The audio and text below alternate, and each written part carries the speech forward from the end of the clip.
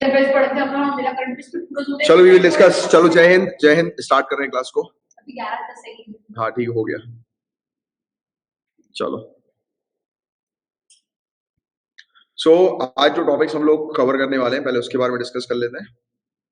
तो सबसे पहले तो एक सियोम ब्रिज हम लोग को देखने को मिलता है, तो ये ब्रिज के बारे में हम लोग को एक बेसिक आइडिया जो है वो होना चाहिए, राइट। सियोम ब्रिज, और ये टॉपिक जो है वो अभी रिसेंटली न्यूज में हमें इसलिए देखने को मिला, यहाँ पर बहुत पुराने एक स्नेक के फॉसिल जो है वो मिले हैं, तो इसके लिए ये टॉपिक आया है न्यूज में। बाकी आपको इसकी लोकेशन वगैरह पता होनी चाहिए। एक सियांग रिवर भी हम लोग को देखने को मिलती है, जिसके बारे में आपको आइडिया होना चाहिए, राइट। चाइना के नजदीक है, ठीक है।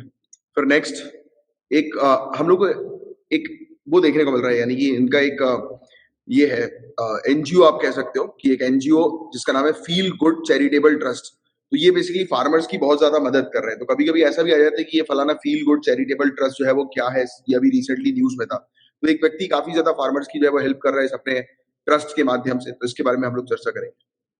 फिर एक ESCR प्रोजेक्ट हम लोग को देखने को मिल रहा है। आपको पता है कि आज की डेट में ऑनरेबल सुप्रीम कोर्ट और जितने भी हमारी कोर्ट्स सब कुछ डिजिटलाइज हो रही है, राइट। ई कोर्ट जो है वो बनती जा रही है, तो उसको लेकर एक छोटा सा आर्टिकल है। फिर स्मार्ट प्रोग्राम अभी हमने डिस्कस किया था, आयुर्वेद से रिलेटेड ये टॉपिक जो है वो रिपीट हुआ है। क्या था स्मार्ट प्रोग्राम के अंदर?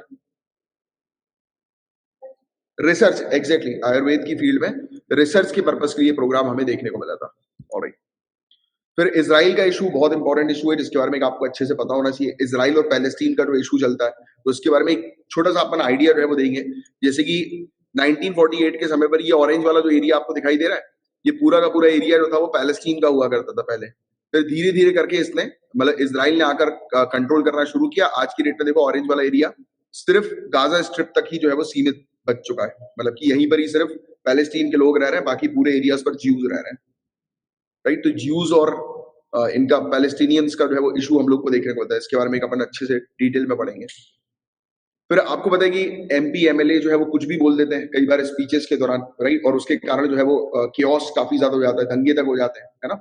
तो इसको लेकर एक right to freedom of speech को लेकर एक आर्टिकल हम लोग को देखने को मिल रहा है। और आपको भी पता है कि यार फ्रीडम ऑफ स्पीच का मतलब ये थोड़ा है कि यार कोई भी किसी को भी कुछ भी बोल दे, राइट, किसी की डिग्निटी हर्ट कर दे। तो उसको लेकर एक काफी अच्छा आर्टिकल है, GS पेपर 2 और पेपर 4 दोनों पॉइंट ऑफ व्यू से इंपॉर्टेंट है, ठीक है। फिर इसके अलावा हम लोग को वायरोवोर देखने को मिल रहा है। एक ऐसा वायरस है जो आप या फिर एक प्लैंकटन आप कह सकते हो, जो कि दूसरे वायरस को जो है वो खाता है। तो इसके बारे में हम लोग चर्चा करेंगे। काफी अच्छा टॉपिक है, इससे रिलेटेड क्वेश्चंस पूछे जाने की काफी ज्यादा संभावना है। आसाम के अंदर बताया जा रहा है कि जो हमारे ये है राइनोसोरस, और राइनोसोरस जो है इनकी अब पोचिंग जो है वो नहीं हो रही है, तो that is the good news. तो ये हम लोग को एक देखने को मिल रहा है। फिर एक उत्कर्ष करके, उत्कर्ष 2.0 करके एक RBI की स्ट्रेटेजी है बेसिकली, जिसके बारे में हम लोग जो है वो चर्चा करेंगे। देन एक हम लोग को पैर एस्ट्रोनॉट हम लोग को देखने को मिल रहा है, या पैरास्ट्रोनॉट। तो ये जो है ये बेसिकली जो पर्सन विद डिसेबिलिटीज होते हैं उनको जो है वो स्पेस में भेजने का एक बताया जा रहा है कि प्रोग्राम है, तो इसके बारे में हम लोग चर्चा करेंगे। फिर स्टॉकहोम कॉन्फ्रेंस, एक देखो स्टॉकहोम कन्वेंशन का नाम आपने सुना होगा। स्टॉकहोम कन्वेंशन, एक स्टॉकहोम कन्वेंशन होता है और एक होता है स्टॉकहोम कॉन्फ्रेंस। तो ये दोनों चीज पर आपको अच्छी पकड़ होनी चाहिए। ये बेसिकली एनवायरमेंट को प्रोटेक्ट करने से रिलेटेड है, बट स्टॉकहोम जो कन्वेंशन होता है वो POP इसको बैन करने से रिलेटेड हम लोग को देखने को मिलता है, राइट। तो इसके बारे में हम लोग चर्चा करेंगे। फिर आपके सामने कुछ क्विज आएंगे। चलो लेट्स स्टार्ट।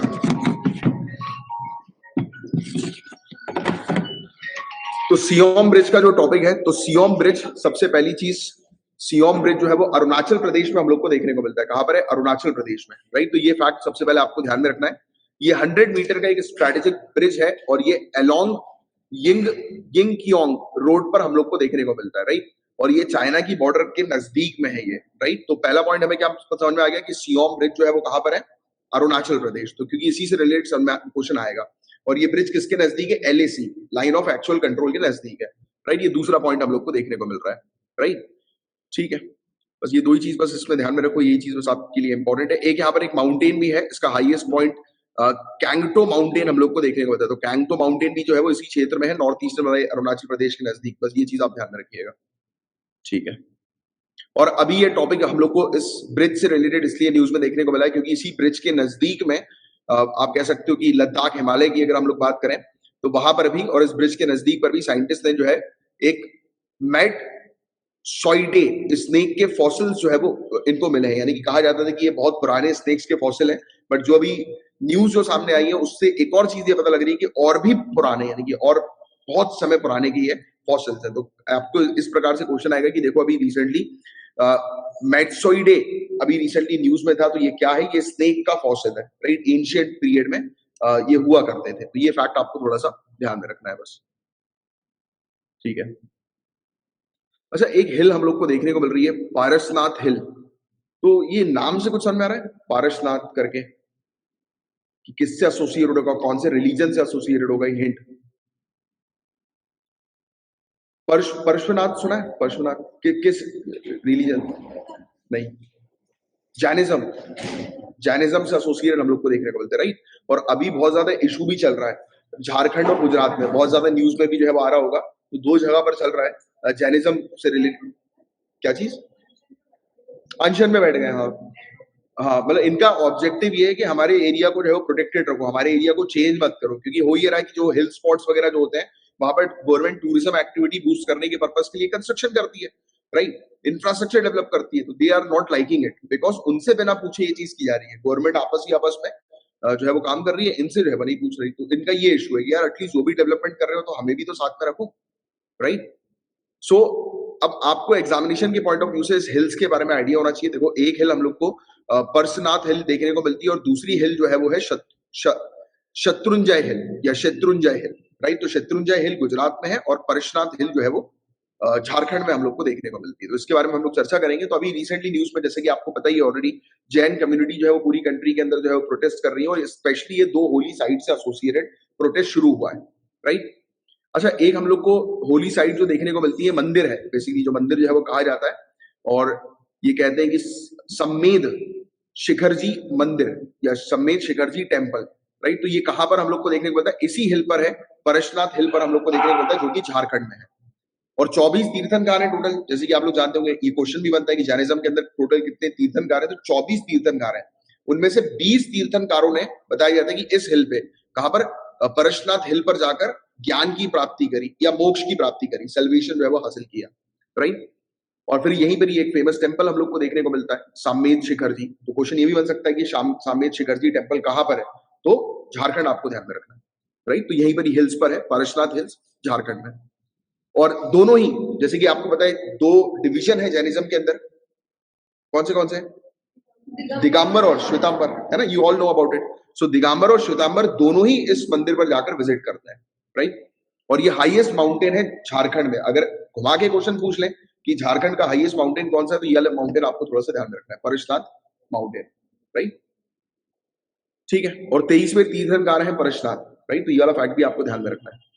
अब दूसरे हिल्स की बात करें, शत्रुंजय हिल्स के बारे में बात करें, तो शत्रुंजी नदी भी यहां पर हम लोग को देखने को मिलती है। अब ये कहां पर है? ये गुजरात वाले क्षेत्र में हम लोग को देखने को मिलता है, right? Shatrunjay river 164 feet above the sea level है ये, और शत्रुंजय हिल जो है ये यहीं पर ही है, हम लोग को देखने को मिलती है। यहाँ पर 865 जैन टेम्पल्स हैं, और श्वेतांबर जैन की ये होली प्लेस है। तो जो वो वाला जो टेम्पल हमने अभी जो डिस्कस किया, सामेत शिखर जी टेम्पल, ये दोनों का है, श्वेतांबर दिगंबर दोनों का। ये सिर्फ श्वेतांबर से एसोसिएटेड है। तो ये फैक्ट आपको ध्यान में रखना है कि यहाँ पर यूपीएससी आपसे के साथ खेलेगी, ठीक है। इशू की बात करें तो झारखंड के अंदर इशू यही चीज हम लोग को देखने को मिल रही थी कि इस पर्टिकुलर प्लेस को, यानी कि इस परशनाथ हिल को टूरिस्ट स्पॉट जो है वो डिक्लेयर कर दिया, इको सेंसिटिव जोन जो है वो बना दिया, और सेंटर ने और ना ही स्टेट ने यहाँ के स्टेक होल्डर्स के साथ जो है वो कंसल्ट किया। मतलब कि यहाँ पर जो मंदिर जो लोग चला रहे हैं, जैन कम्युनिटी जो है, उनके साथ बिना बातचीत किए जो है वो आपने डेवलपमेंट करना शुरू कर दिया। तो इसी के कारण वो गुस्से में है। सेम चीज गुजरात के अंदर भी, यहाँ पर इनके मंदिरों को में कुछ तोड़फोड़ हुई थी, जिसको लेकर इन्होंने जो है आवाज अपनी उठाई कि यार ये गलत हो रहा है हमारे साथ, राइट? तो उसको लेकर जो है वो इशू चल रहा है। तो बस ये आपको तो सिर्फ फैक्चुअल इन्फॉर्मेशन ये दोनों हिल से रिलेटेड जो है पता होनी चाहिए, और मंदिर का नाम पता होना चाहिए, दैट्स इट। ठीक है। अभी देखिए, एक और चीज हम लोग को ये नजर आ रही है, सुधीर कुमार सुंदरियाल, सुधीर कुमार सुंदरियाल। तो ये उत्तराखंड की एक पौड़ी डिस्ट्रिक्ट के हम लोग को देखने को मिलते हैं। इन्होंने एस्टैब्लिश किया है एक trust, feel good charitable trust, 2015 में इन्होंने एस्टैब्लिश किया, और इस ट्रस्ट के माध्यम से ये सैपलिंग्स और प्लांट्स जो है वो फार्मर्स को डिस्ट्रीब्यूट करते हैं, और इवन फार्मर्स की हेल्प करते हैं कि फार्मर्स जो है वो मशीनरीज परचेज कर सकें। और उनको लोन्स वगैरह भी प्रोवाइड कराते हैं और पिछले 8 साल से लगातार ये फार्मर्स की हेल्प कर रहे हैं और ये इस पर्पस के लिए फार्मर्स की हेल्प कर रहे हैं जिससे कि फार्मर जो है वो रूरल एरिया से माइग्रेट ना करें, मतलब दूसरी जगह पर ना जाए, यहीं पर ही उनको पूरी लाइवलीहुड मिल सके। और ये फील गुड चैरिटेबल ट्रस्ट जो हम लोग को देखने को मिल रहा है इनका, तो इसके और भी दूसरे इनिशिएटिव्स हैं, जैसे कि पानी को बचाने के लिए इन्होंने कैंपेन वगैरह शुरू किए थे, बच्चों की एजुकेशन पर भी ये काम करता है ट्रस्ट, राइट। तो बस ये बेसिक सा फैक्ट आपको बताना चाहिए। अब देखो ई लग गया है तो मतलब बात हो रही है इलेक्ट्रॉनिक या डिजिटली, है ना। तो ESCR प्रोजेक्ट हम लोग को देखने को मिल रहा है, इलेक्ट्रॉनिक सुप्रीम कोर्ट की रिपोर्ट ESCR, राइट। ESC, ई मतलब इलेक्ट्रॉनिक, SC मतलब सुप्रीम कोर्ट और R मतलब रिपोर्ट। तो ESCR रिपोर्ट प्रोजेक्ट जो हम लोग को देखने को मिल रहा है, इसको लॉन्च किया गया है जिसके थ्रू सुप्रीम कोर्ट के जितने भी जजमेंट्स है उसकी डिजिटल कॉपीज जो है वो बनाई जाए, राइट, कि डिजिटली उनके जजमेंट्स को देखा जा सके और इवन अलग अलग भाषाओं में, अलग अलग लैंग्वेजेस में। रिपोर्ट का मेन एम यही है कि पूरा का पूरा जो जजमेंट जो हम लोग को देखने को मिलता है 1950 से लेकर अभी तक पूरा डिजिटलाइज कर दिया जाए। तो इस पर जो है वो अभी काम चल रहा है और ई कोर्ट्स मिशन मोड प्रोजेक्ट जो है वो एक नेशनल ई गवर्नेंस प्रोजेक्ट है इंफॉर्मेशन एंड कम्युनिकेशन टेक्नोलॉजी का। और ऑब्जेक्टिव जो है वो यही है कि लिटिगेंट्स, कौन होते हैं litigants? The one who file cases, वादी, लिटिगेंट्स, है ना। लिटिगेंट्स हुए, लॉयर्स हुए, जुडिशरी हुई, मतलब ये पूरी चीज यानी कि जुडिशरी के अंदर जितनी भी चीजें पूरी की पूरी जो है वो डिजिटलाइज कर दिया है, तो उससे रिलेटेड ये प्रोजेक्ट है, ठीक है। तो ये फैक्ट आप थोड़ा सा ध्यान में रखिएगा। अब स्मार्ट प्रोग्राम के बारे में हमने कल ही जो है वो चर्चा करी थी, सो आपको ऑलरेडी पता है। Scope for mainstreaming Ayurveda research and teaching profession programme, right. तो ये लॉन्च किया गया है जिसके थ्रू आयुर्वेद कॉलेजेस, हॉस्पिटल जितने भी हैं वहां पर साइंटिफिक रिसर्च जो है वो की जाए, जैसे कि आयरन डेफिशिएंसी के ऊपर, एनीमिया के ऊपर, ओबेसिटी के ऊपर। कल ही हमने डिस्कस किया था इस टॉपिक के बारे में। और इनकी एक स्टैट्यूटरी बॉडी भी एक हम लोग को जो है वो देखने को मिलती है जिसको उन्होंने जो है वो शुरू किया था, राइट, जिसका ऑब्जेक्टिव जो है वो यही है कि Indian system of medical education को जो है वो रेगुलेट करना। एक CCRAS भी है जो कि एक ऑटोनोमस बॉडी हम लोग को देखने को मिलती है जो कि रिसर्च वगैरह को प्रमोट करती है, मिनिस्ट्री ऑफ आयुष के अंडर जो है ये आती है। तो ये कल का टॉपिक है, छोटा सा एक ओवरव्यू, बेसिक सा। अब जो टॉपिक है वो बहुत ज्यादा इंपॉर्टेंट है। इसराइल जैसे कि हमारा एक बहुत अच्छा पार्टनर है, राइट, और इसराइल से रिलेटेड मैंने आपको एक स्टोरी बताई थी मोरारजी देसाई की, इफ यू रिमेंबर और नॉट, है ना, कि इसराइल हमारी हेल्प कर रहा था। अगर हमारे जो ऑनरेबल फॉर्मर प्राइम मिनिस्टर है, अगर वो छोटी सी गलती नहीं करते तो आज की डेट में पाकिस्तान न्यूक्लियर कंट्री बन ही नहीं पाता। एनीवेज वो एक स्टोरी अलग है। सो हम बात कर रहे हैं इसराइल की। इसराइल का बर्थ कैसे होता है, पहले इस चीज को आपको समझना है। देखो, अब ब्रिटिशर्स जो थे कुछ वहां पर ब्रिटेन के अंदर आप कह सकते हो या ओवरऑल यूरोप के अंदर आप कह सकते हो, कुछ ज्यूज कम्युनिटी जो थी, ये यहूदी जिनको हम लोग बोलते हैं ज्यूज, तो ये बेसिकली वहां पर प्रोटेस्ट कर रहे थे, परेशान कर रहे थे। तो ब्रिटिशर्स ने सोचा कि चलो एक काम करते हैं, इनको हम लोग कहीं और शिफ्ट कर देते हैं। तो ब्रिटिशर्स ने इनको इस क्षेत्र पर शिफ्ट कर दिया, राइट। ये इजिप्ट के नजदीक वाला जो क्षेत्र है वो एरिया पूरा पैलेस्टीन के कंट्रोल में हम लोग को देखने को मिलता था, तो इजिप्ट के पास वाले एरिया पर। तो इन्होंने जैसे ही इन लोग को ज्यूज को यहाँ पर सेटल किया, अब आप सोचो कि एक कम्युनिटी ऑलरेडी किसी जगह पर एग्जिस्ट कर रही है और वहां पर दूसरी कम्युनिटी आएगी तो कॉन्फ्लिक्ट तो होंगे ही होंगे, राइट। लैंड को लेकर, जमीन को लेकर, वेरियस ऑक्यूपेशन को लेकर, बहुत सारी चीजों को लेकर, तो वो कॉन्फ्लिक्ट होना शुरू है। तो यहाँ पर कुछ चंद ज्यूइश आए थे, यहूदी आए थे, और पैलेस्टीनियन पूरे के पूरे भरे हुए थे यहाँ पर। बट यहूदियों ने अपने आप को इतना स्ट्रांग बनाया कि पूरे पैलेस्टीनियंस की बैंड बजा दी। मतलब आप देखो, जैसे कि ये मैप में आप देख सकते हो, ये पूरा 1948 में ये जो ऑरेंज वाला एरिया आपको दिखाई दे रहा है, ये पूरा का पूरा एरिया मान के चलो कि पैलेस्टीनियंस का है। किनका है? पैलेस्टीनियंस का। और अब आप देखो 1948-47 यानी कि जब ये उसके आगे वाला होगा, कुछ गड़बड़ है इसमें। तो 1948 के वॉर के बाद जो है वो पैलेस्टीनियंस कम होते गए और आज की डेट में इतने कम है कि पैलेस्टीनियन सिर्फ गाजा स्ट्रिप तक ही सीमित है और थोड़े बहुत वेस्ट बैंक के पास आपको देखने को मिल जाएंगे। अच्छा, इनका जो कॉन्फ्लिक्ट चलता था वो इसलिए चलता था कि जेरूसलम, ये बोलते थे कि जेरूसलम हमारी कैपिटल है। पैलेस्टीनियंस बोलते थे जेरूसलम हमारी कैपिटल है, यहूदी बोलते थे, इजराइलियंस बोलते थे कि पैलेस्टीनियन हमारी हमारी कैपिटल है। तो अब सॉरी, जेरूसलम हमारी कैपिटल है। तो ये जेरूसलम कैपिटल को लेकर दोनों के बीच में मुद्दा होता था। अब जेरूसलम दोनों के लिए क्यों इंपॉर्टेंट है? तो बोला यह जाता है कि जेरूसलम एक ऐसी प्लेस है जो बहुत ही रिलीजियस स्लाइड है इस्लामिक कम्युनिटी की और जूइश कम्युनिटी की भी। तो दोनों ही कम्युनिटी की एक होली प्लेस है और उस प्लेस को वो छोड़ना नहीं चाहते, इसलिए उस प्लेस के लिए जो है वो कॉन्फ्लिक्ट क्रिएट करता है, राइट। अच्छा, अपार्ट फ्रॉम दैट, अब इसराइल इतना पावरफुल है कि उसके आसपास जितनी भी कंट्रीज हैं, इजिप्ट हुआ, जॉर्डन हुई, जितनी भी कंट्रीज, सब उसकी दुश्मन है, बट उसने सबको मारा है, सबकी बैंड बजाई है। और उसकी जो, जैसे हमारी इंटेलिजेंस एजेंसी कौन सी है, रॉ, रॉ है ना हमारी इंटेलिजेंस एजेंसी, राइट? तो हमारी रॉ है, वैसे ही इसराइल की है मोसाद, और दुनिया की सबसे खूंखार, सबसे खतरनाक इंटेलिजेंस एजेंसी है। और हम काफी अच्छे पार्टनर हैं इसराइल के। इसराइल हमें वेरियस टेक्नोलॉजी सपोर्ट जो है प्रोवाइड कराता है, बहुत पावरफुल है। एनीवेज, अच्छा, एक एंगल इंटरनेशनल रिलेशंस का मैं आपको बताता हूँ। पहले यूनाइटेड स्टेट सपोर्ट करता था पैलेस्टीनियंस को, आज की डेट में यूनाइटेड स्टेट सपोर्ट कर रहा है इसराइल को। और मैंने आपको एक स्टेटमेंट हमेशा बोल के रखा है कि in international relation there is neither permanent friends nor permanent enemies, right? तो ना ही आपको एलाय परमानेंट रखना है, ना आपको एनिमी परमानेंट रखना है। और जो परमानेंट है वो क्या है, इंटरेस्ट इज परमानेंट। अब यूनाइटेड स्टेट्स का इंटरेस्ट पहले था क्योंकि यहाँ पर मेजोरिटी थी, पावरफुल लोग कौन थे, इस्लामिक, राइट, पैलेस्टीनियंस, है ना, ये पावरफुल थे। तो उन्होंने बोला कि अरे यार ये चंद लोग आए माइनॉरिटी में, क्यों इनका सपोर्ट करूंगा अननेसेसरली। बट आज की डेट में इसराइल पावरफुल बन गया। सो इससे क्या सीख मिल रही है कि भाई दुनिया जो है वो उसी के पीछे भागती है जो पावर गेन करता है, जो सक्सेसफुल होता है। So you have to gain power. Anyways, तो इसी टॉपिक को हम लोग जो है वो पढ़ने वाले हैं। एक्चुअली एक इशू, मुद्दा जो है वो सामने आया कि यूनाइटेड नेशन जनरल असेंबली ने एक रेजोल्यूशन पास किया और कहा इंटरनेशनल कोर्ट ऑफ जस्टिस को कि वो जो इजराइल ने पैलेस्टीन के ऊपर कब्जा करके रखा है, पैलेस्टीन की जमीन के ऊपर कब्जा करके रखा है, उस पर इंटरनेशनल कोर्ट ऑफ जस्टिस जो है वो अपना ओपिनियन दे, राइट? तो ये चीज किसने गई, यूनाइटेड नेशन जनरल असेंबली एक रेजोल्यूशन लेकर आई। उस रेजोल्यूशन में हम गए नहीं। क्यों नहीं गए? हम गए नहीं। वोट डालना और नहीं डालना तो अलग बात है, फेवर में डालना या अगेंस्ट में डालना अलग बात है। हमने स्किप कर दिया। देखो, यूनाइटेड नेशन जनरल असेंबली पता है क्या है?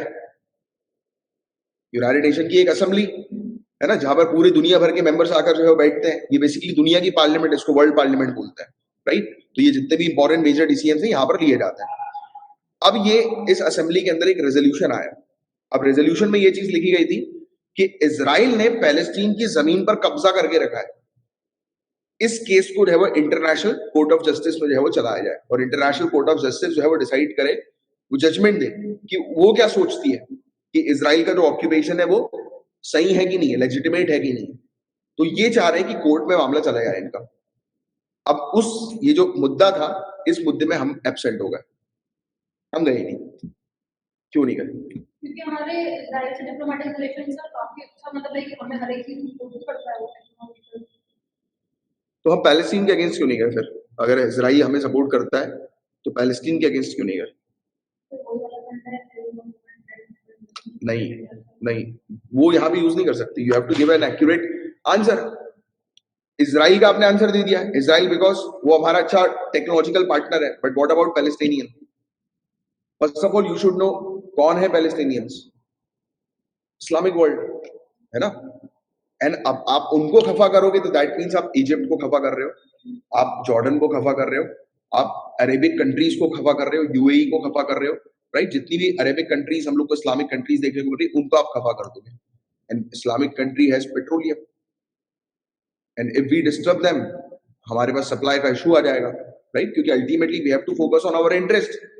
अगर हम उनको खफा करेंगे तो हमारे इंटरेस्ट के अगेंस्ट वो चीजें चली जाएंगी, that we don't want. And apart from that, हमारा प्लान क्या है? आत्मनिर्भर भारत बनना। पहली बात तो सेल्फ रिलायंट हमें बनना है, वो तो ठीक है, अपार्ट। आत्मनिर्भर बन के हमें एक्सपोर्ट भी करना है, एंड वी नीड मार्केट्स।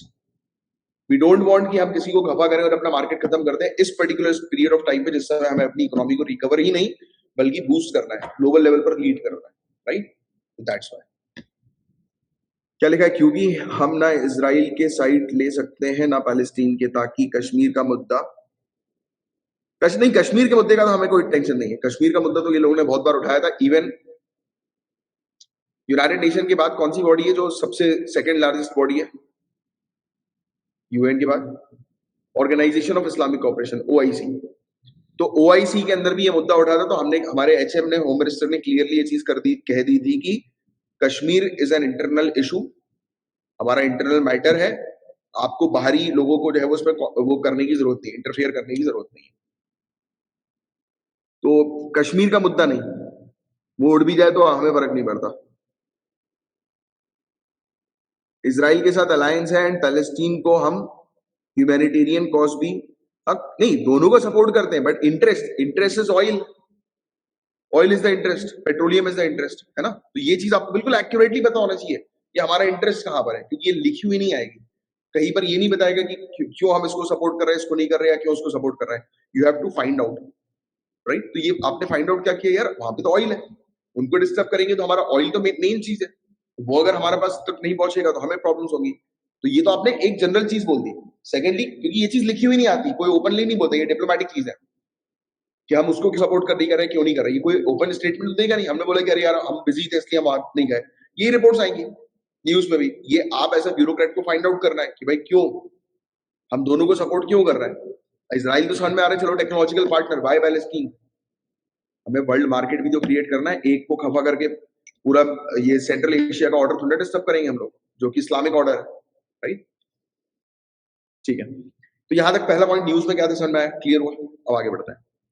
अब इजराइल ने किस प्रकार से कब्जा किया पैलेस्टीन की जमीन पे। तो यूनाइटेड नेशन जनरल असेंबली का रेजोल्यूशन जो है ये उसी चीज के बारे में बात कर रहा है। Sought to partition the British mandate Palestine which was rejected by Arabs. तो हुआ ये कि इस क्षेत्र में जो है वो मैंने आपको स्टोरी समझाई थी कि ब्रिटेन ने जो है वो कुछ लोगों को यहाँ पर भेजा, ज्यूज को सेटल करवाया, उसके बाद से पैलेस्टीनी टीम खवा हो गए। इजराइल स्टेट इन्होंने डिक्लेयर किया था 1948 में। तो यू शुड नो कि पहला अरब इजराइल वॉर कब हुआ, इसको फर्स्ट अरब वॉर के नाम से भी जाना जाता है। तो फर्स्ट अरब वॉर जो है वो कब हुआ, 1948। तो 1948 फर्स्ट अरब वॉर आपको ध्यान में रखना है। और एक 1967 है, 1967 वॉर को इजराइल पैलेस्टीन वॉर बोलते हैं या क्या बोलते हैं, 6 days war. Yes, 6 days war, 6 दिन में मात्र बैंड बजा दी थी इसने। पैलेस्टीन ने 6 दिन में सभी कंट्री को चुका दिया था। सर अभी इजराइल जब अपने टीम गए थे तो उन्होंने किया था कि लाइक एक जगह पे बॉम्ब ब्लास्ट करके बोलते कि आप मेरे यहाँ पे रहे पर जिम्मेदारी तुम्हारी है। मतलब समझा क्या, लाइक न्यूज में काफी चला रहे थे 3-4 दिन कि इजराइल ने एक खाली जगह पे बॉम्ब ब्लास्ट कराया था जब मतलब मोदी जी जा रहे थे वहाँ पे कि लाइक आए तो मेरे यहाँ पर है बट उनकी रक्षा की जिम्मेदारी तुम लोगों की है, अगर कुछ हो गया तुम लोग को छोड़ दो। किन लोग को नहीं छोड़ूंगा, मतलब बाकी कंट्रीज। हाँ वो डिप्लोमेसी कुछ हो गई होगी, वो क्यों, खुश करने के लिए। जैसे when you become district collector, right, अब क्या होगा, आपको पता है you are so much powerful.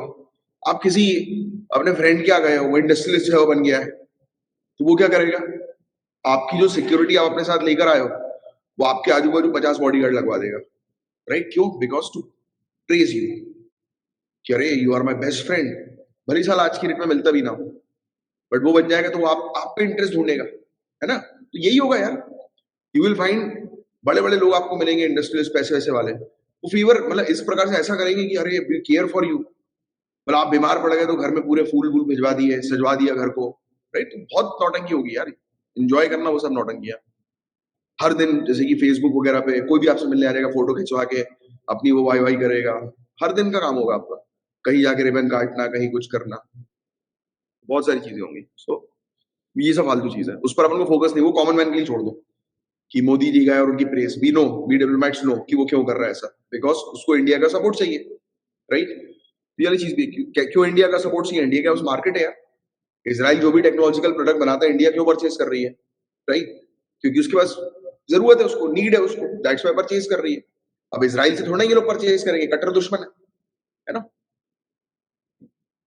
ठीक है, हाँ, एग्जामिनेशन के पॉइंट ऑफ व्यू से आपसे ये वाले इस टॉपिक के अंदर जो पहले क्वेश्चन पूछा जा चुका है, ये क्वेश्चन जो है पूछा जाता है कि जैसे ये पूछ लेते हैं ये लोग कि गाजा स्ट्रिप कहाँ पर है, तो इजिप्ट के पास में, इजिप्ट का कंट्रोल है बेसिकली गाजा स्ट्रिप के ऊपर, तो ये यहाँ पर है। जेरूसलम कहाँ पर है, तो इस क्षेत्र में है। डेड सी भी यहीं पर ही है, डेड सी इसके बारे में हम लोग पढ़ते हैं ना, वो भी यहीं पर ही है। फिर गोलन हाइट्स जो है वो पूछ लेते हैं कि गोलन हाइट्स कहाँ पर है, तो ये ऊपर वाले क्षेत्र में, यहाँ कहीं लिखा है कि गोलन हाइट्स, यहाँ नहीं लिखा। वेस्ट बैंक, ये वाला क्षेत्र वेस्ट बैंक का क्षेत्र है। ये चीज ध्यान में रखना है, अक्सर जो है वो एग्जाम में पूछा जाता है। चलो, तो हमें क्या समझ में आ गया कि इन्होंने 1948 में वॉर किया, वॉर का नाम फर्स्ट अरब वॉर है ना। ये नाम है, ये इसमें लिखा हुआ है फर्स्ट अरब इजराइल, बट उसके नाम से नहीं चलता, फर्स्ट अरब वॉर के नाम से चलता है 1948। तो इसमें इन्होंने डिक्लेयर कर दिया कि वी आर इजराइल, इजराइल मतलब आ चुका है पावर में, राइट। और हिस्टोरिकली जो है वो किस प्रकार से पैलेस्टीन डिवाइड हुआ, तो स्टेट ऑफ इजराइल बना, जिसमें वेस्ट जेरूसलम इंक्लूडेड है। कौन सा वाला क्षेत्र, ये जेरूसलम वाला क्षेत्र, राइट? अब उस तरफ वाला क्षेत्र, तो यहां से इसराइल ने जो है वो कैप्चर करना शुरू किया, कंट्रोल करना जो है वो शुरू किया। फिर वेस्ट बैंक, वेस्ट बैंक के अंदर ईस्ट जेरूसलम जो है वो इंक्लूडेड है, राइट? और इसको जो है वो जॉर्डन ने ले लिया था, बाद में जॉर्डन से वापस इसराइल ने जो है वो छीन लिया। फिर गाजा स्ट्रिप जो है वो, जिसको मैंने भी आपको बताया कि ये वाला क्षेत्र जिस पर इजिप्ट का जो है वो कंट्रोल है। देखो ये कंट्री भी आपको ध्यान में रखनी है, इजिप्ट है, जॉर्डन है और सीरिया, ये 3 कंट्रीज हम लोग को इसके साथ देखने को मिल रही, बाउंड्री शेयर कर रही है। यहाँ पर आप देखोगे तो यहाँ पर आपके लिए कौन सी सी है? नहीं, वो तो यहाँ पर है, इस क्षेत्र में मेडिटेरेनियन। मैप पर भी फोकस करना, मैप से रिलेटेड भी क्वेश्चन पूछ लेते हैं लोग। हाँ, मेडिटेरेनियन। अब देखो टेंशन जो है वो इसराइल, इजिप्ट, जॉर्डन, सीरिया, इनके बीच में जो है, मतलब Israel versus Egypt plus Jordan plus Syria, मतलब इसराइल एक तरफ है, 3 कंट्रीज एक तरफ है। तीनों कंट्री ने पहले मिलकर इसराइल को धोया, बट ये खड़ा हुआ और इसने सबको धोया। ये बहुत पावरफुल है ये लोग, मतलब इन द सेंस कि इस कॉन्टेक्स्ट में भी कि कहा यह जाता है कि अभी एक ओलंपिक्स में मतलब इनके एथलीट्स को मार दिया था टेररिस्ट ने, इनने टेररिस्ट के घर पे घुस के मारा। हाँ, इनने मतलब ये बोल दिया था उनकी फैमिली मेंबर से कि जब तक हम नहीं मारेंगे तब तक हम चैन की सांस नहीं लेंगे। विद इन 1 ईयर जो टेररिस्ट थे वहां पे आए थे सबको इन्होंने निपटा दिया। वेरी डेंजरस फोर्स इसराइल की, और कमिटेड वाली कि हम कमिटेड है, तो उस चीज पर काम करते हैं। वो आप देखो ना टेक्नोलॉजी के मामले में बहुत हाई है इसराइल, काफी हाई, ऐसी ऐसी डिफेंस की टेक्नोलॉजी देता है जो किसी के पास नहीं आज तक, राइट?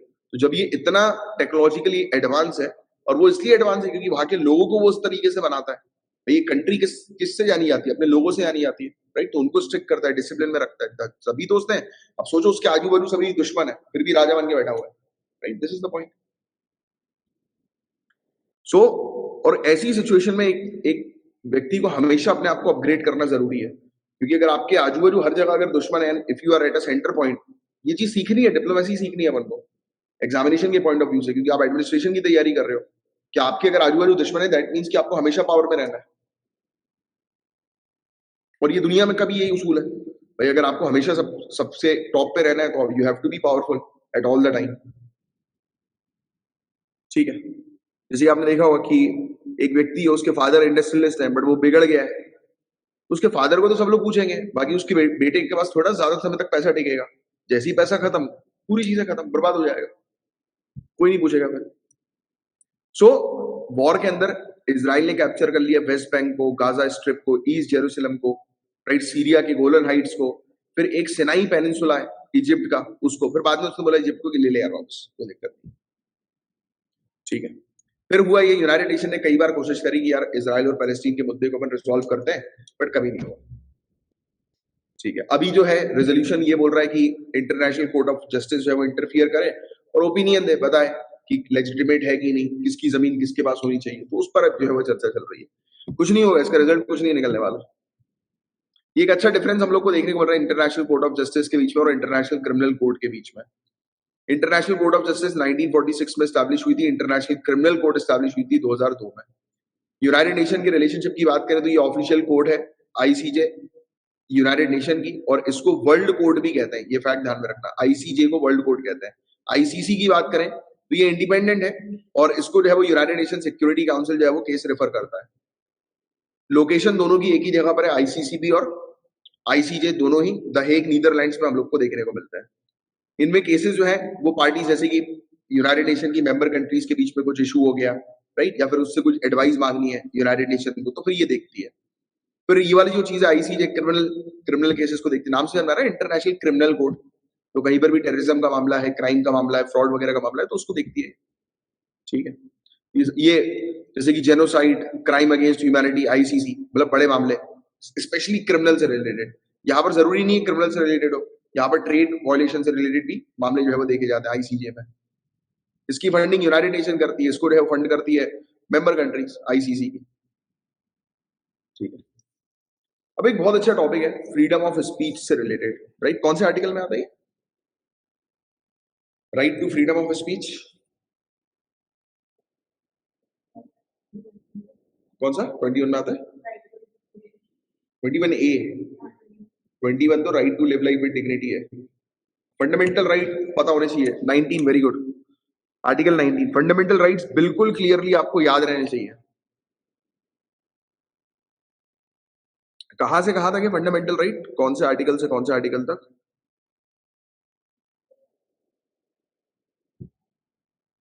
कौन बताएगा? 14 से शुरू तो हो जाते हैं, 32 भी है बट 35 तक बोला जाता है। 32 तो ग्रीवियंस रिड्रेसल से रिलेटेड है। ऑनरेबल सुप्रीम कोर्ट जो है वो के पास आप अप्रोच कर सकते हो।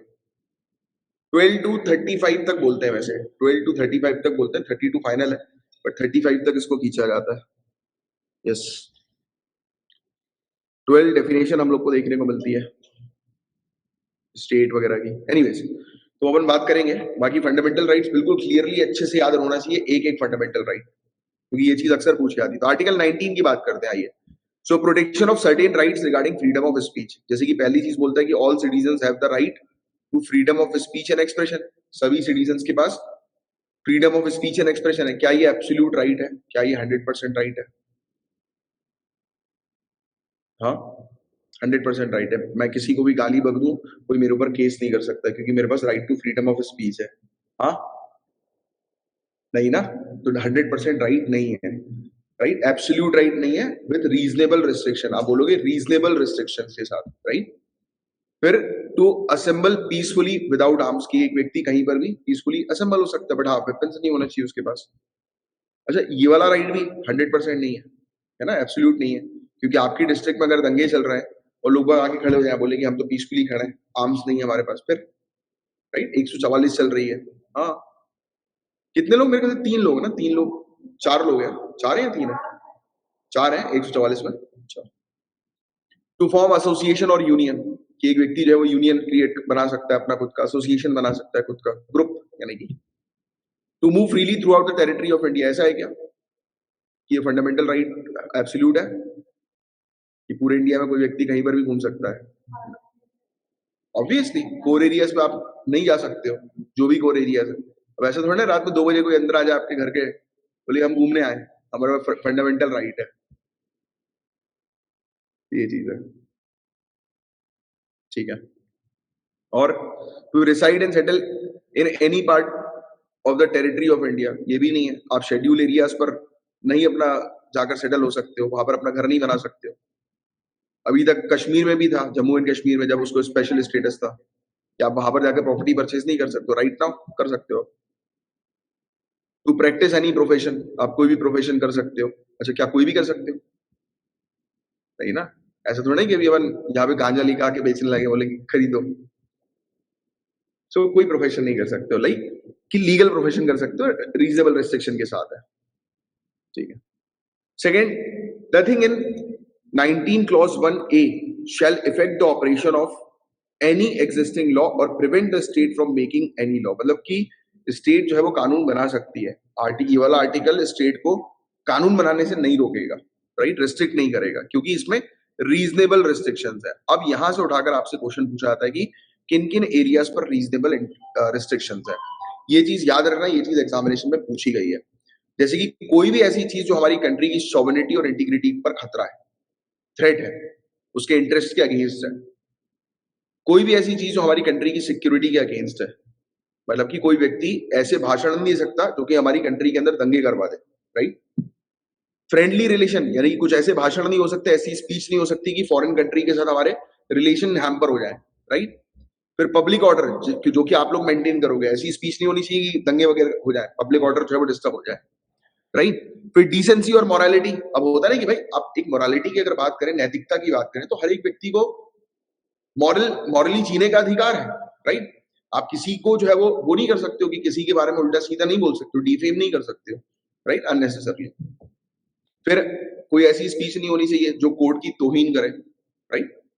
डिफेमेशन जो मैंने भी आपको बताया, मानहानि जिसको हम लोग बोलते हैं, कोई ऐसी स्पीच नहीं होनी चाहिए कि जो भड़काऊ भाषण वाली की किसी को भड़काए अपराध करने के लिए। तो ये चीज है, तो ये इंटरेस्ट थोड़ा ध्यान में रखना कि इन सब एरियाज के तहत जो है वो रीजनेबल रिस्ट्रिक्शंस लगाए जाते हैं।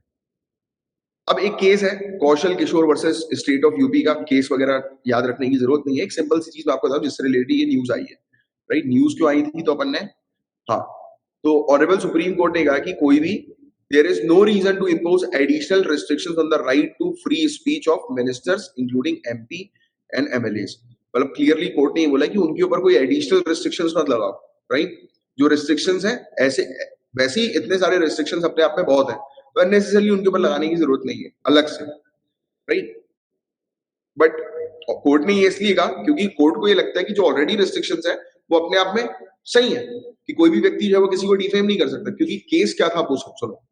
बुलंदशहर रेप इंसिडेंट एक हम लोग को 2016 का देखने को मिला था, उसमें मिनिस्टर ने ये कहा अरे ये कोई इंसिडेंट नहीं है, ये पॉलिटिकल कॉन्स्पिरेसी है। अब आप सोचो कि किसी के साथ कोई विक्टिम उस चीज में फंसा है, परेशान हुआ है और अपनी लाइफ स्पॉइल हो गई यार, एक प्रकार से इतना बड़ा ट्रॉमा उसके साथ, और उस ट्रॉमा को आप बोल रहे हो कि ये पॉलिटिकल कॉन्स्पिरेसी है। बोलते ना कि ये राजनीति रचा हुआ है, ये राजनीतिक खेल है, ये तो कुछ नहीं है, तो पॉलिटिकल खेल है। तो ऐसा थोड़ा होता है यार। और कैसे बोल सकते हैं मिनिस्टर? और sometime I think you have also heard some statements इस प्रकार के कंट्रोवर्शियल, जिसमें वो जैसे वुमेन को लेकर कुछ कमेंट्स आ गए थे कि वुमेन जो ड्रेसिंग जो रहती है वुमेन की, राइट, वो गलत है, ऐसा नहीं होना चाहिए। अरे तुम्हें क्या करना है यार उस चीज से, किसी की ड्रेसिंग को लेकर, राइट? ऐसी चीजें बड़ी बेकार लगती हैं कि क्यों लोग पता जजमेंटल बहुत ज्यादा है हमारे यहाँ पर। अगर ये चीज देखी जाए तो people are very much judgemental, छोटी सी चीज को देखकर जो है वो जज करने लगता है। अरे इडियट्स, पहले खुद तो आगे ग्रो करो, खुद को ग्रो नहीं कर रहा, दूसरों को बैठ के बस जज करते रहना है, देखो उसने ऐसा किया, वो ऐसा कर रहा है। अरे इडियट्स, तो ऐसे लोग कभी ऊपर खुद भी नहीं आते हैं। और दूसरी बात फिर उनके कारण जैसे कि जो लोग जाना चाहते हैं उनको बड़ी परेशानी होती है, क्योंकि ultimately we are living in a society. अब चलो छोड़ो सोसाइटी, अपन घर में तो रह रहे हैं अपने, राइट? कल को आके घर पे कोई पोक करने लगे कि अरे यार वो तुम्हारा लड़का तो वहां था, अरे था तो, बड़ी दिक्कत है भाई। सो सर्वाइवर अभी क्या हुआ कि ये जैसे ही ये स्टेटमेंट आया कि यार ये तो पॉलिटिकल कॉन्स्पिरेसी है और कुछ नहीं है, तो जो सर्वाइवर थे उन्होंने फाइल करी एक रिट पिटीशन सुप्रीम कोर्ट के पास, और ये कहा, ये क्वेश्चन की whether restrictions can be imposed on public functionary मतलब कि ये मिनिस्टर्स, एमपीज, जो ब्यूरोक्रेट्स हैं, तो इन पर रिस्ट्रिक्शन इम्पोज नहीं कर सकते हो क्या आप, राइट? तो कोर्ट ने यही कहा कि रिस्ट्रिक्शन तो सभी पर एक ही समान है, बट एडिशनल रिस्ट्रिक्शन लगाने की जरूरत नहीं। उन्होंने गलत कहा तो मतलब दैट इज गलत है, उन्हें डिफेम किया तो उसकी उनको सजा मिलनी चाहिए, पनिशमेंट होनी चाहिए, बट होती नहीं एक्चुअली। ये सब बस कहने वाली बातें होती है, लिखना नहीं मेंस में। ये जो मैं बता रहा हूँ आपको प्रैक्टिकल चीज बता रहा हूँ, क्योंकि you also no about it यार, कि इन लोग बोल तो देते हैं, फिर भले एक बार सॉरी बोल देते हैं, बट होती नहीं है कोई इनके खिलाफ कार्रवाई। Even when you will going to get in a good position of IAS IPS, तब उस समय आपके ऊपर भी कोई कार्रवाई नहीं होने वाली, नहीं होगी, सब दिखावा है ऊपरी तौर पर। अनटिल अनलेस की कोई बड़ा ही कांड ना कर दो, छोटे मोटे कांड के लिए कुछ नहीं होता। ऐसे जैसे होता नहीं कि बच्चों ने मारपीट दिया, दो बच्चे आपस में लड़ लिए, फिर वो पेरेंट्स बुला देते रहो, सॉरी बोलो जरा इसको, है ना? ये होता ना, यही होता है बस, और कुछ नहीं होता। कि बस ज्यादा से ज्यादा आपको क्या करवाया जाएगा, आप ऐसे खड़े होकर बोलते सॉरी, और उससे ज्यादा कुछ नहीं होता यार। एंड यही तो एक पावर है। बट हाँ, अगर कोई जैसे आप हो, जैसे I am talking about you, आपके डिपार्टमेंट ने किसी ने हरकत करी, तो ऑब्वियस बात है कि आप उसको सस्पेंड कर दोगे कुछ दिनों के लिए, राइट? ज्यादा से ज्यादा सस्पेंड ही तो कर सकते हो, और क्या करोगे? उनको नौकरी से थोड़ा निकाल सकते हैं, अनटिल अनलेस कि उन्होंने बहुत ही ईनियस कुछ ना कर दिया, ऐसा कुछ नहीं होता है। तो ये सब चीजें जो है ना, ये एथिकली लोगों के अंदर होनी चाहिए। आप इन सब चीजों को चेंज कैसे करोगे? एथिक्स को बढ़ावा देकर, मॉरल वैल्यूज को बढ़ावा देकर, क्योंकि लोगों में जब मॉरल वैल्यूज होती है, एथिक्स होती है, तो लोग इस तरीके की बदतमीजी नहीं करते हैं भाई। जब आप उस पावरफुल पोजीशन पर हो, तो आप जो भी स्टेटमेंट दोगे उसको आपको बहुत सोच समझ के देना है। ऐसे थोड़ा नहीं कि जो मुंह में आया वो बक दिया बनना है, ये नहीं करना है, वो तो कॉमन मैन का काम है। फिर क्या ही डिफरेंस रह गया एरिस्टोक्रेट, ब्यूरोक्रेट और कॉमन मैन? क्योंकि आप लोग भी कंट्रोवर्सी से घिरे रहने वाले हो आने वाले समय में। आपने एक चीज अगर गड़बड़ बोली ना, भले ही आपने 50 के लाखों अच्छे काम किए, एक चीज आपके मुंह से ये निकल गया, बस खत्म। फिर तो वही मीडिया बार बार वही दिखा के, डिस्ट्रिक्ट कलेक्टर आ जाओ, नेक्स्ट डे अटैच कर देंगे वो किसी न किसी PSU में या कहीं और। बहुत दिक्कतें होती है। एनीवेज, सो सिटीजन जो है उनके पास राइट टू पिटीशन है, कि सिटीजन पिटीशन लगा सकते हैं अगर उनका उल्लंघन होता है आर्टिकल 19, आर्टिकल 21 का, right? If the result in an omission, error or commission command of an offence by a public official, remedies can be sought. तो अगर पब्लिक ऑफिशियल अगर कुछ करता है तो क्या किया जाएगा? उपचार की मांग जो है वो की जा सकती है। बट सजा नहीं होती है, द पॉइंट इज। और वहीं अगर कोई कॉमन मैन कुछ बोल देना ऐसा, बस तुरंत jail. So freedom of speech and expression is a much needed right so that citizens are well informed. भाई ये राइट्स क्यों है? क्योंकि आपको पता है ना कि लोग वेल इन्फॉर्म्ड होने चाहिए, तो इसलिए फ्रीडम ऑफ स्पीच है, राइट? स्पीच एंड एक्सप्रेशन, ठीक है। हाँ, बट अगर कोई स्टेटमेंट अगर कोई मिनिस्टर दे रहा है वो डेरोगेटरी हो, अपमानजनक हो, राइट, तो गवर्नमेंट जो है वो भी लीगली लायबल होनी चाहिए, ये होनी चाहिए, बट होती नहीं है। वर्ड फ्रेटर्निटी जो हमारी प्रीएम्बल के अंदर मेंशन्ड है, फ्रेटर्निटी का मतलब क्या होता है? रोजी बताया था ना, आई थिंक ब्रदरहुड, है ना, भाईचारा। तो वर्ड फ्रेटर्निटी जो हम लोग को देखने को मिलता है प्रीएम्बल के अंदर, हमारे कॉन्स्टिट्यूशन के अंदर, वो इंश्योर करता है कि सभी इंडिविजुअल जो है उनकी डिग्निटी को, राइट, ये सभी जो डिग्निफाइड लाइफ जो है वो जिए, जो कि हम कर दी जाती है कई बार पब्लिक ऑफिशियल्स के द्वारा स्पीचेस के थ्रू अपनी, ये चीज। वायरोबोर क्या है? ये पढ़ाया था मैंने, वायरस को खाने वाला, है ना।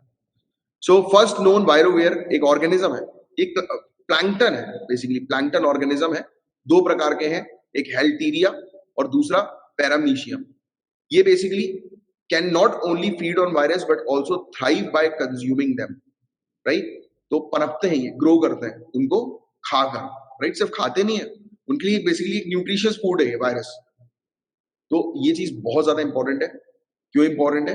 बिकॉज हमारी मतलब आज की डेट में all over the world virus का बहुत बड़ा थ्रेट है, और आने वाले समय में भी होएगा। क्यों होएगा? क्योंकि टेम्परेचर लेवल राइज होगा, ग्लेशियर मेल्ट होंगे, रिलीज होंगे, एग्जैक्टली। तो हमारे ऊपर बहुत बड़ा थ्रेट है ग्लोबल लेवल पर, राइट। तो ये आप अपने आंसर में सजेशन में डाल सकते हो कि वायरोवोर जो है उसका हम यूज कर सकते हैं वायरस को खत्म करने के लिए। आपका आंसर लोगों से डिफरेंट बनेगा, राइट। दो प्लैंकटन है, प्लैंकटन क्या है? पानी के ऊपर तैरते प्लैंकटन क्या है? बस ये वाली चीज है प्लैंकटन, राइट। काई है ना, वी कॉल इट काई। काई एल्गी होती है ना एक प्रकार की, ठीक है।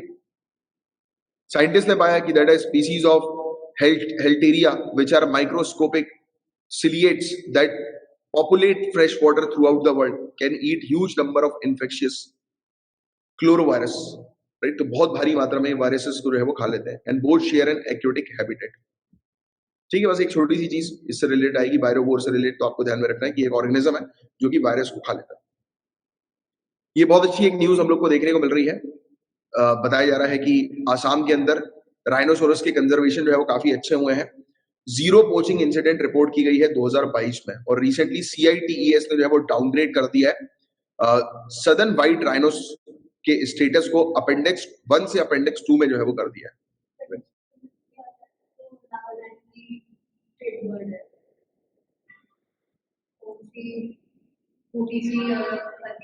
मोटी सी अजीब सी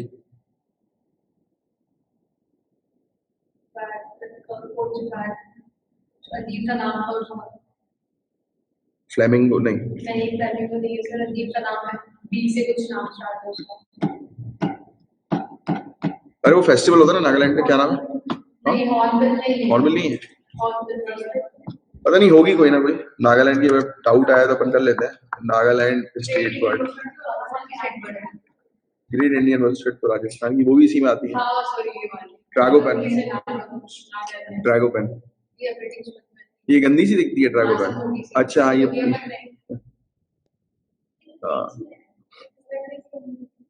मुर्गे जैसी दिखती है, थोड़ा थोड़ा मुर्गा भी ऐसी कुछ दिखता है ना। चलो आ जाओ, ये उत्कर्ष की बात करें, देखो डायरेक्ट क्वेश्चन बनेगा। उत्कर्ष 2.0 अभी रिसेंटली न्यूज में था, किससे रिलेटेड है? तो RBI की मीडियम टर्म स्ट्रेटेजी फ्रेमवर्क है, जो कि हाँ एक न्यूज थी क्या भैया, राइनो, अब बस क्या, अब न्यूज तो वही थी कि राइनोसोरस जो है वो जीरो पोचिंग हुई है। अब सुनो, आप लोगों को क्या आदत हो गई है बड़े बड़े आर्टिकल्स की, अभी नहीं आ रहे तो मैं क्या करूं? हाँ, नहीं तो कभी कभी तो आर्टिकल पहले जो आते थे, अभी नवंबर में, तो नवंबर या दिसंबर में मेरे ख्याल आधे आधे घंटे का तो एक आर्टिकल होता था, खत्म ही नहीं होता था। मैं खुद बोर हो जाता था पढ़ाते पढ़ाते, मैंने कहा यार वही चीज पढ़ानी पड़ रही है। कई बार मैं देखता रहता था कुछ स्टूडेंट ज्वाइनिंग कर रहे हैं, जल्दी खत्म हो जाए यार ये आर्टिकल। सो आरबीआई के मीडियम टर्म स्ट्रेटेजी फ्रेमवर्क हम लोग को देखना होगा। देखो डायरेक्ट क्वेश्चन आएगा, उत्कर्ष किससे एसोसिएटेड है, तो आरबीआई की स्ट्रेटेजी से एसोसिएटेड है। ठीक है, आरबीआई किससे रिलेटेड स्ट्रेटेजी बनाती है? बैंकिंग सेक्टर को इंप्रूव करने के लिए और बेटर रेगुलेशन के लिए, है ना, वही चीज और कुछ नहीं। सो ये मीडियम टर्म स्ट्रेटेजी हम लोग को देखने को मिलती है ग्लोबल सेंट्रल बैंक्स के जितने भी प्लान है रेगुलेटरी और सुपरविजरी मैकेनिज्म जो है उसको स्ट्रेंथन करने के लिए, सुपरविजन के लिए, मॉनिटर करने के लिए, राइट। तो बस ये भी खत्म हो गया है। अब मैं क्या करूं, अब छोटे आर्टिकल आ रहे हैं, मैं थोड़ा बनाऊंगा अलग से आर्टिकल। अब पैरास्ट्रोनॉट, पैरास्ट्रोनॉट, हाँ हाँ आज का ही है ना, क्यों नहीं हुआ? दिसंबर सुबह नहीं कर रहे हैं अपन अभी? भूल गए क्या? कौन सी वाली? आज नहीं आई थी ना, प्रिया नहीं आई थी आज आप भी नहीं आए थे शायद, आप भी सो रहे थे।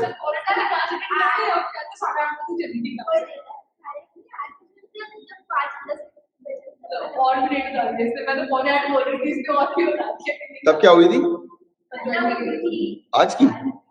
अच्छा तो आप लास्ट में आए थे मतलब? तो आप दिख ही नहीं रहे थे मुझे, तो ऑनलाइन मैंने चेक किया था।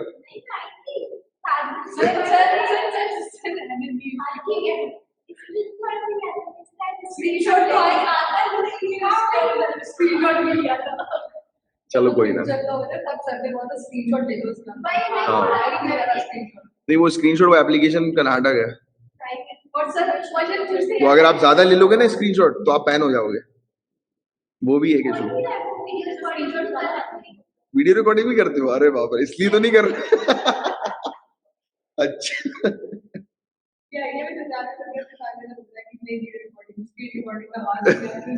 अच्छा उसमें आवाज नहीं आती क्या? वो बेसिकली क्या है कि बहुत सारी वो होती है ना कि लोग वीडियोस जो है रिकॉर्ड करके बेचने लगते हैं, तो वो पायरेसी के पॉइंट ऑफ व्यू से बनाया हुआ है। अच्छा है, ये तो अच्छी चीज बताई कि वीडियो रिकॉर्डिंग नहीं हो रही है। अच्छा ऐसा क्या?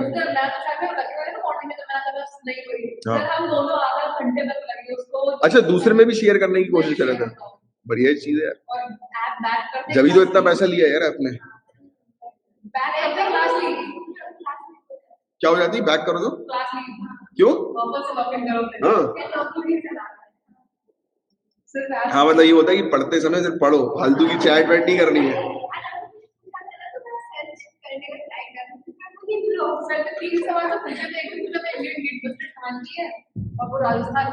आज पूछा था? याद ही नहीं मुझे। किसका पूछा था? 4 आवर्स? ये क्या होता है? अच्छा 4 आवर, आवर्स क्यों बोल रहे हो? तो घंटे में चला गया आवर्स।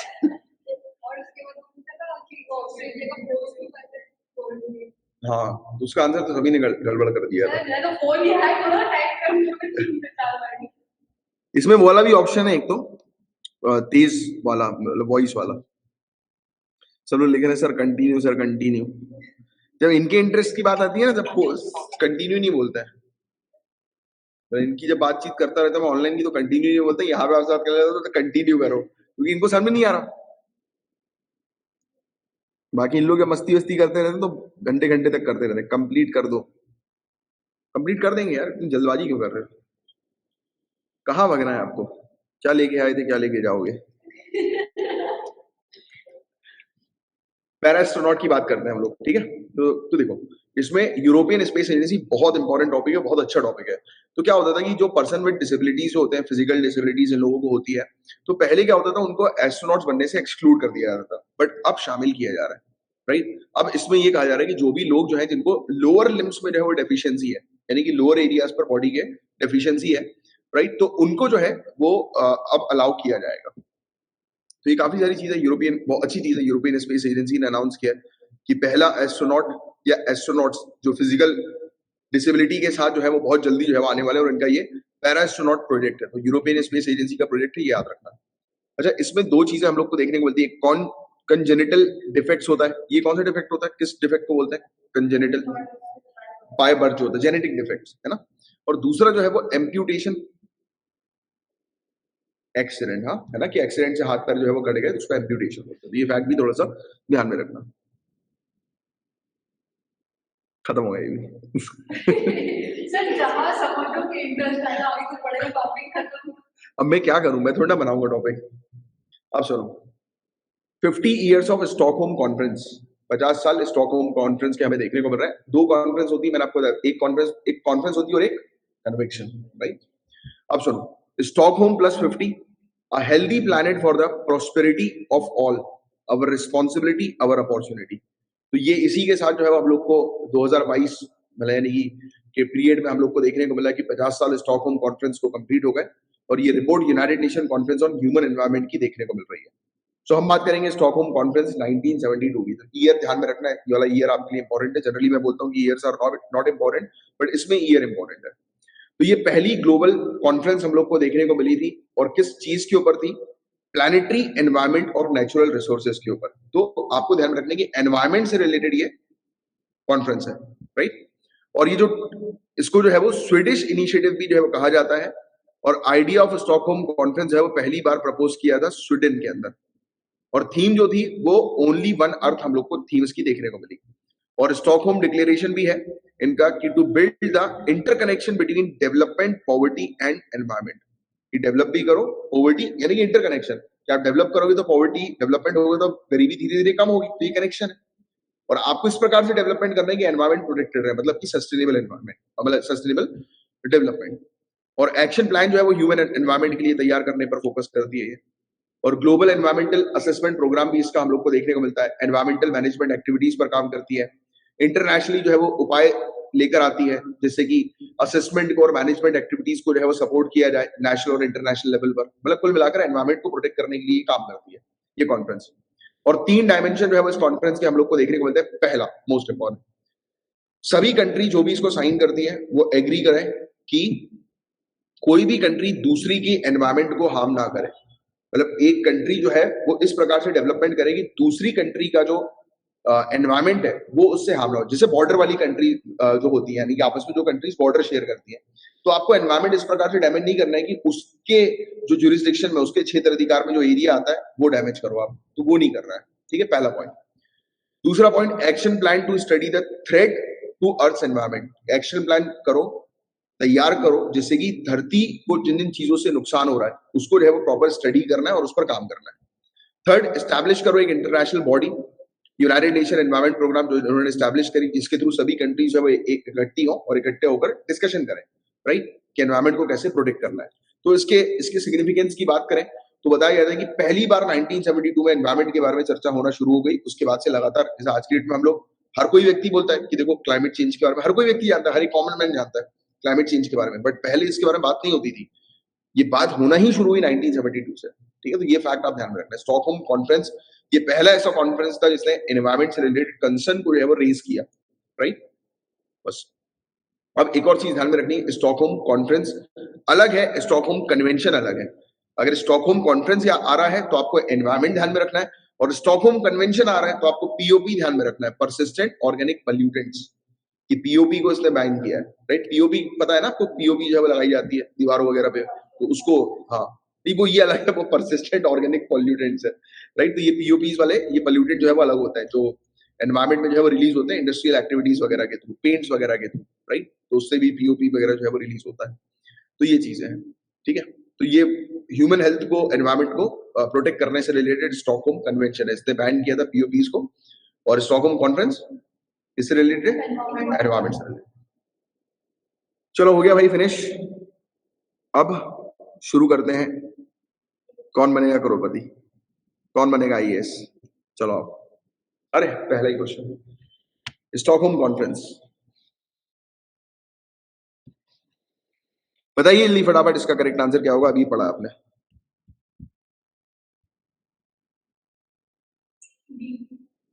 डी, तीनों ही सही है।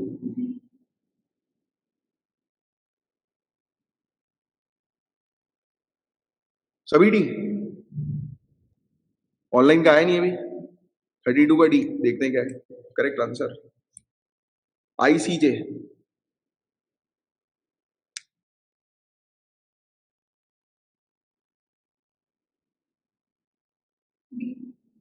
क्या डी?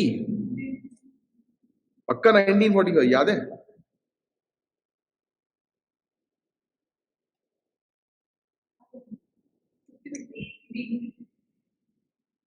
नहीं वो तो नीदरलैंड में था। अरे सर क्यों कंफ्यूज कर रहे हो? बताओ मेरे को ये बताओ। आंसर डी है। अच्छा वहां पे लिख रहे हैं तो उसको उनको मत देखो, अपना बताओ। नहीं मैंने पहले नहीं बोला। इसकी ऑफिशियल लैंग्वेज वहां पे तो लिखी नहीं थी, डी है। फ्रेंच लिखी थी। फ्रेंच लिखी लिखी थी? मैंने पढ़ी थी ऊपर ही लिखी थी। अच्छा चलो डी करेक्ट है। तो ऐसा कंफ्यूज क्यों होना है? पीस पैलेस ये था, द हेग नीदरलैंड्स। हाँ ईयर से कंफ्यूजन। ईयर से, हाँ इसलिए तो कंफ्यूजन भी तुम्हारा मैंने भाई सॉर्टेड रहना है बिल्कुल। डी अब आ जाओ।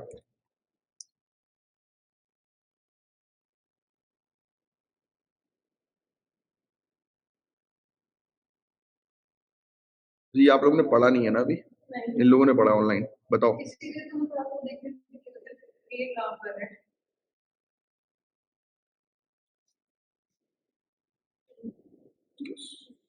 सर सेकंड और थर्ड वाला तो पता ही नहीं है। आईसीजे का 1946 लगा है क्या? तो हो सकती है प्रिंटिंग मिस्टेक, फिर रुक जाओ। वो आईसीजे तो आईसीसी वाला तो यार आईसीजे का तो ईयर ऑफ एस्टैब्लिशमेंट 1946 है। इसको क्लियर दोनों को देखो।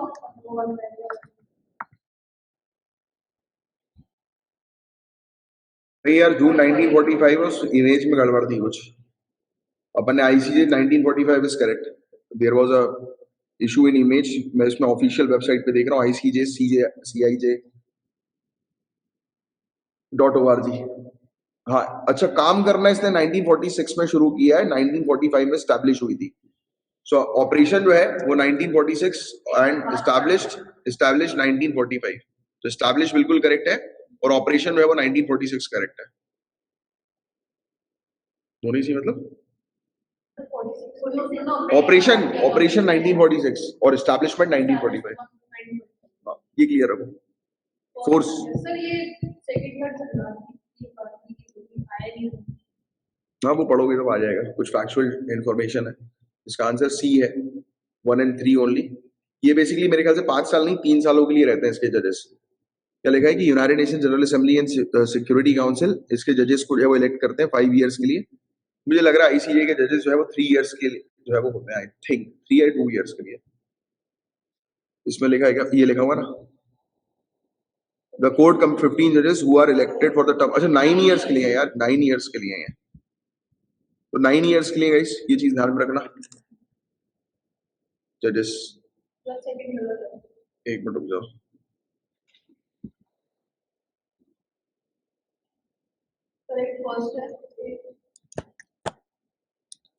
नाइन ईयर्स के लिए है, ये ध्यान में रखना। सेकंड वाला गलत है, फर्स्ट और थर्ड जो है वो सही है।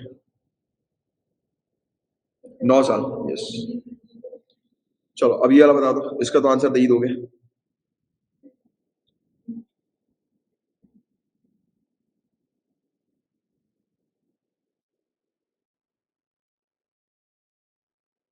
has been interpreted by the law courts। Freedom of speech and expression में क्या क्या चीज आ सकती है? आरटीआई आएगी क्या? फ्रीडम ऑफ साइलेंस है क्या? राइट टू स्ट्राइक है क्या? Right against imposition of pre censorship of newspaper है क्या?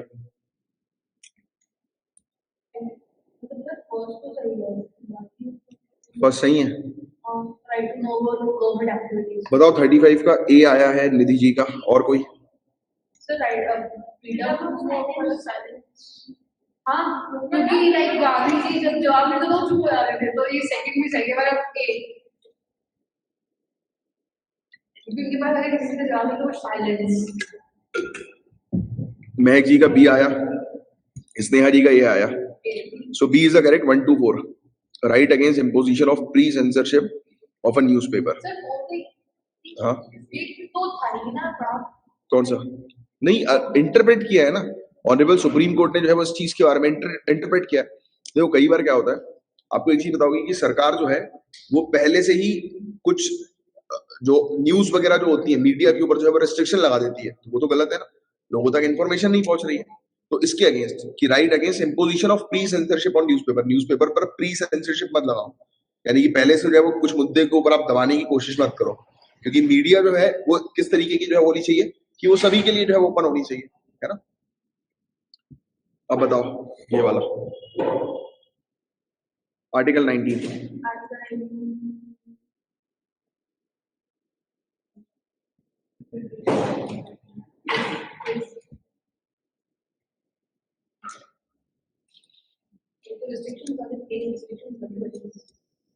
तो ए होगा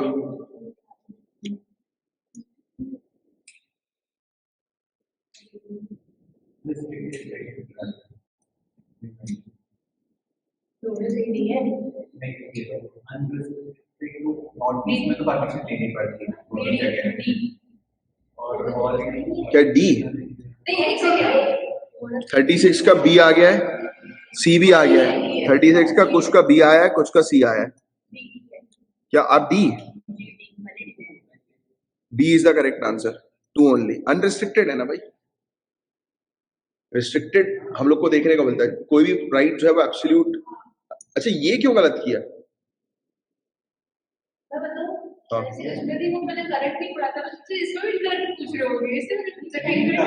करेक्ट तो पूछा है, नहीं तो फिर भी आपका उसमें भी गलत हो गया, बट उसमें भी नहीं, देखो वो तो रीजनेबल रिस्ट्रिक्शन है, ये तो ऐसा कैसा स्टेटमेंट लिखा रहेगा, बट वो रीजनेबल रिस्ट्रिक्शन है ना, वो अलग से। ठीक है, उत्कर्ष 2.0 क्या? और कितनी तेज आवाज आई, बिल्कुल करेक्ट जवाब है। तो इसका बताओ। अच्छा, अरे वाह, बहुत सही। इसका बताओ।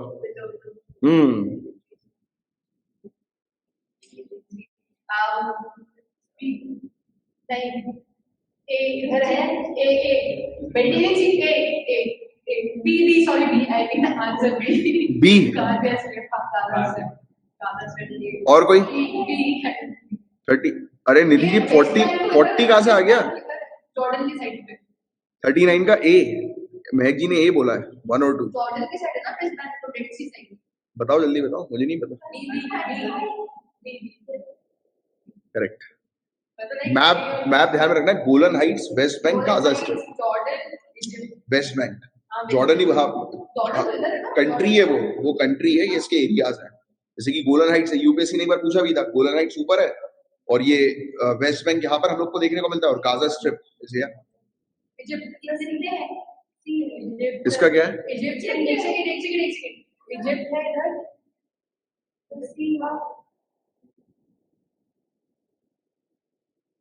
गाजा स्ट्रिप किसके साथ बाउंड्री शेयर करता है? बहुत इजी क्वेश्चन है ये।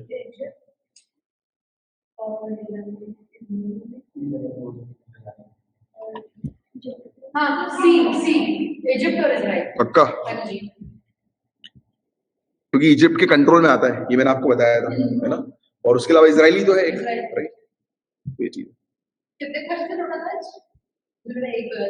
ये देखो, ये टोटल क्वेश्चन 40 में से माइनस कर दो 32 को, हाँ 8 क्वेश्चन। टॉपिक कितने थे अपने? और 1 2 3 4 5 6 7 8 9 10 11 12। चलो जय हिंद। अब मिलेंगे 10 मिनट के बाद, 10-15 मिनट के बाद, और कवर करते हैं।